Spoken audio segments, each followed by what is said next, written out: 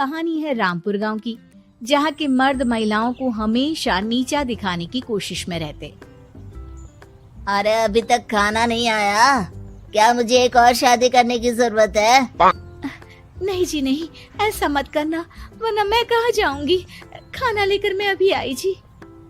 गांव की पंचायत में भी फैसले हमेशा औरतों के खिलाफ ही रहते।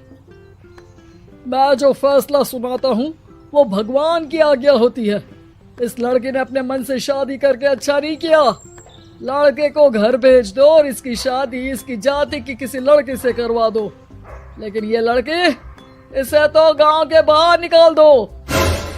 नहीं नहीं जमींदार साहब, ये क्या बोल रहे हैं? ऐसा नहीं हो सकता।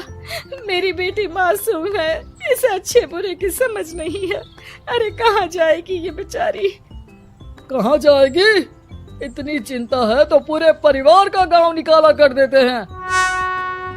बेचारे पूरे बसे बसाए परिवार को गांव छोड़ना पड़ता है। चाहे जो हो, अगर बेटियों को कंट्रोल नहीं कर सकते तो गांव में रहने का कोई मतलब नहीं है। यहाँ औरतों को दब कर रहना होगा। कोई भी अपने हिसाब से कुछ नहीं कर सकता, सब ईश्वर की मर्जी से ही होगा।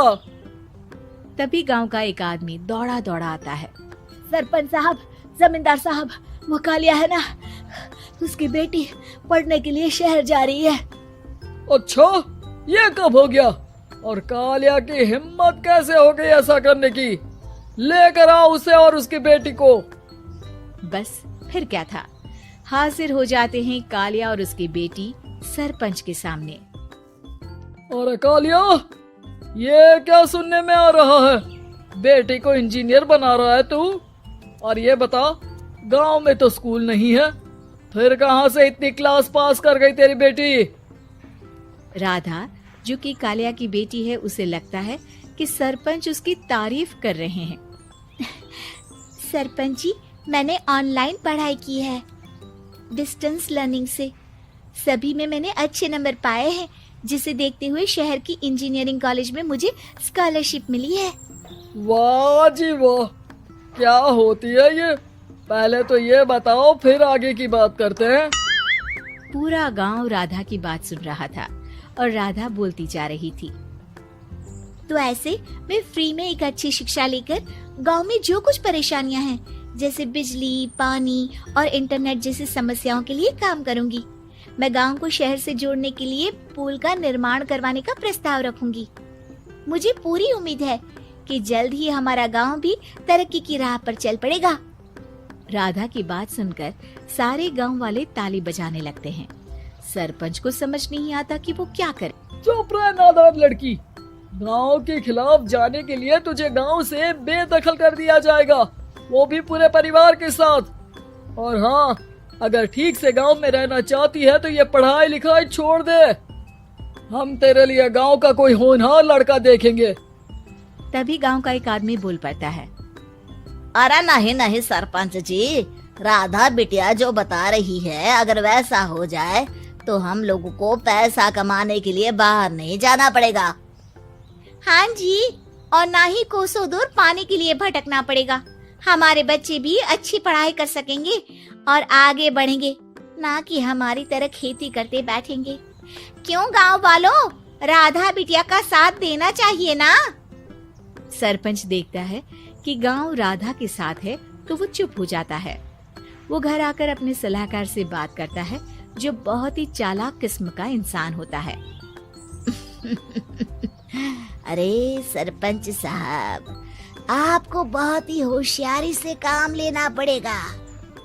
एक बार गांव तरक्की कर गया, यहाँ के बालक पढ़ लिए तो कोई ना पूछेगा आपको। और फिर ये जो बेटा और बेटी है ना आपके, इनको भी आम लोगों की तरह ही जीवन जीना होगा। हाँ, लेकिन करे तो क्या करे? वो ना आप मुझ पर छोड़ दीजिए, बस मैं जैसा बोलूं करते जाइए। अगले रोज सुबह जब गांव वाले सोकर उठते हैं तो राधा के घर के बाहर और साथ ही वो लोग जिन्होंने राधा का सपोर्ट किया था, उनके घर के आगे लाल रंग से कल आऊंगी लिखा होता है। कल आऊंगी, यह क्या होता है? अरे यह तो खून से लिखा है, लगता है कोई भूत प्रेत या चुड़ैल का साया है। चलो सरपंच जी के पास चलते हैं। सभी सरपंच के पास जाकर उसे सारी बात बताते हैं। अरे ये तो बड़ी मुश्किल की बात है। चलो मैं एक बाबा को जानता हूँ, उन्हें बुला लेता हूँ। सरपंच बाबा को लेकर गांव के घर के बाहर जाता है।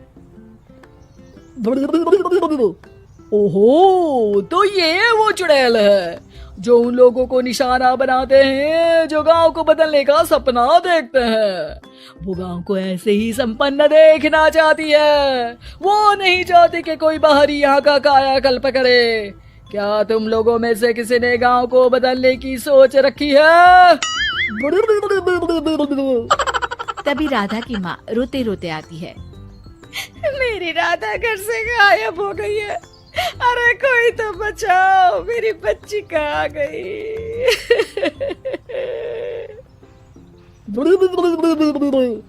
ले गई वो चुड़ैल, तेरी बच्ची को ले गई। अब वो उसे श्रापित करके छोड़ेगी, उस पर चुड़ैल का साया हो जाएगा। तभी बुरी सी हालत में राधा भी वहाँ आ जाती है। उसके बाल चुड़ैल की तरह फैले होते हैं और कपड़ों में खून लगा होता है। सभी राधा को देखकर डर जाते हैं। माँ, पता नहीं मुझे कौन उठा कर ले गया था। अरे दूर दूर हो जा चुड़ैल, अब हम लोग इस गांव में नहीं रुकेंगे। अरे कैसे बातें कर रहे हैं आप? कल तो आप मेरे भरोसे गांव का हुलिया बदलने, अपने बच्चों को पढ़ाने और तरक्की उन्नति की बात कर रहे थे, तो आज क्या हो गया आपको? ये फिर तुम लोगों को बहकाएगी।